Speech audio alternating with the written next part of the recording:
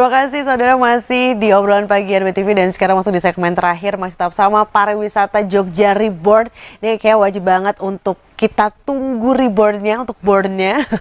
Ini masih digodok banget, apalagi tadi Pak Rahman pun juga sudah mengatakan gitu ya, bahwa wisata itu ibarat sebuah pohon, itu harus punya akarnya. Nah ini wisata tuh akarnya nih, agar bisa berbuah dengan baik, habis itu bisa kokoh juga untuk tetap berdiri, tapi juga harus dipupuk ya Pak ya, harus dikasih air juga biar si pohon ini pun tumbuh dengan sangat suburnya. Pak Rahman, kalau membahas mengenai akar atau bisa dibilang destinasi wisata yang di Jogja ya, ada berapa banyak sih sebetulnya? Apanya?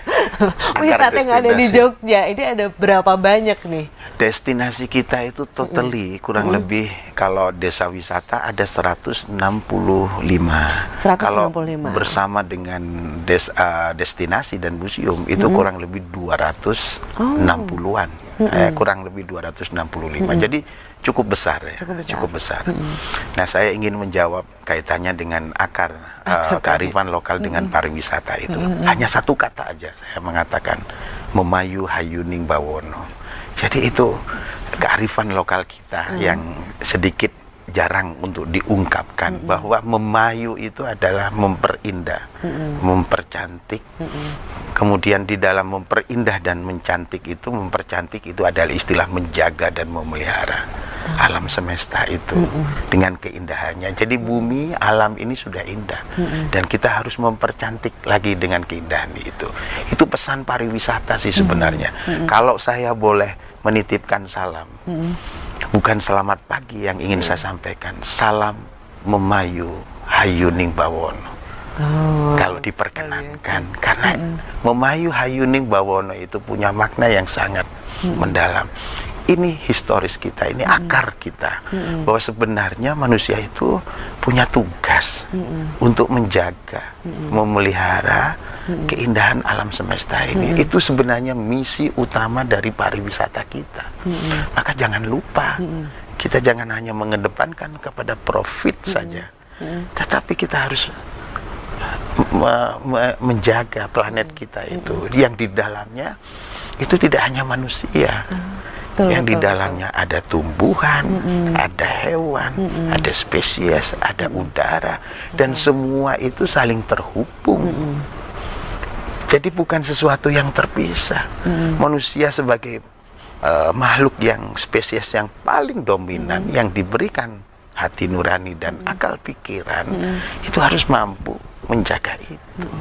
Jadi hilangkan perspektif profit, duit, sudah habis itu. Masanya sudah habis. Itu ada di alam dimensi dimensi materialisme. Kita sedang memasuki satu tingkatan kesadaran dimensi yang tidak hanya mengedepankan dimensi materialisme. Teknologi aja sudah sekarang ada 4D dan 5D. Kalau 3D ini 3D. Ini 3D, kita bisa pegang. Kita bisa lihat ini 3D. Tapi ketika ini masuk di dalam TV, itu sudah menjadi 4D. Jadi perspektif kita tidak hanya melihat secara materi saja. Ada ruang-ruang tentu, ruang-ruang yang tidak bisa kita lihat dari sisi non materi. Lebih ke holistik. Kepada keholistiknya. Ini tepat sekali. Iya. Lebih kepada ini nyambung di sini. Kalau di dalam nggak nyambung, kalau di luar nyambungnya di tempat di sini. Jadi pemahaman beliau dengan saya menyambung dengan pemahaman apa yang kita pikir.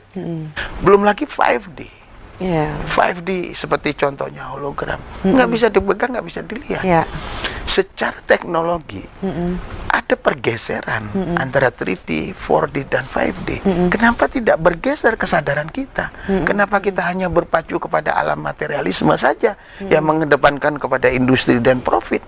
Kenapa kita tidak mengedepankan semua itu terhubung, semua itu terikat, semua itu membentuk satu kesatuan, semua itu holistik, semua itu terintegrated.